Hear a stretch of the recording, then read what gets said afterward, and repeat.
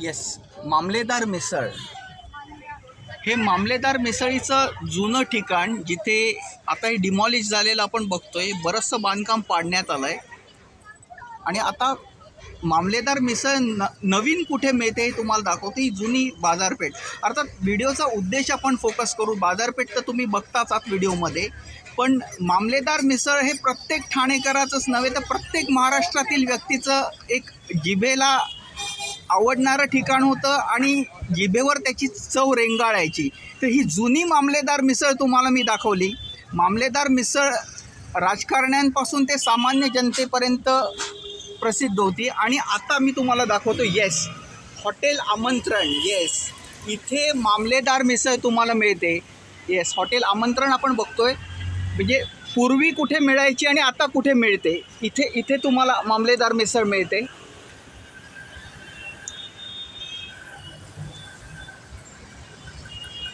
Yes, hotel आमंत्रण मी दाखवलं आणि येस, आणि हा बोर्ड आपण पाहतोय मामलेदार मिसळ. येस, ठिकाण बदललं पण चव बदलली नाही. मामलेदार मिसळ. आणि आपण बोर्ड नीट वाचूया. सिन्स 1952, 1952पासून इथे मिळते. हे मामलेदार मिसळ आपण मॅग्निफाय करतोय. हा त्यांचा स्टॉल. तसंच मिसळीबरोबर इथे गुळाचा आणि साखरेचा खरवससुद्धा मिळतो. यती फाटक ट्रॅव्हल एंटरटेनमेंट अकॅडमिक्समध्ये आपण ट्रॅव्हलबरोबर फूडसुद्धा कवर करतो आहे. हीच ती प्रसिद्ध मिसळ सिन्स 1952. म्हणजे विचार करा, जवळजवळ याला 75 वर्षाची परंपरा आहे. येस, तर ही मामलेदार मिसळ आपण पाहतो आहे.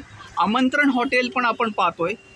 तर जुनी मामलेदार मिसळ आणि नवीन मामलेदार मिसळ, अर्थात महाराष्ट्राचं आदराचं स्थान म्हणजे खाण्याचं, जे खवय्ये आहेत, खास खाण्यात ज्यांना रस आहे किंवा ते खाण्यासाठी जगतात, त्यांच्यासाठी मामलेदार मिसळ म्हणजे आनंदाची पर्वणी. आणि जुन्या मामलेदार मिसळीच्या आमच्या कॉलेजच्या आठवणी तर नक्कीच आहेत. आम्ही तिथे मिसळ खातो आणि खरं सांगायचं तर एसीत मिसळ खाण्याची मजा नाही. मिसळ खाण्याची मजा त्यांच्या जुन्या ठिकाणीच. पण अर्थात या नव्या दुकानाचं सुद्धा आपण स्वागत करू आणि असेच फूड जॉईंट्स तुम्हाला मी दाखवत राहतो.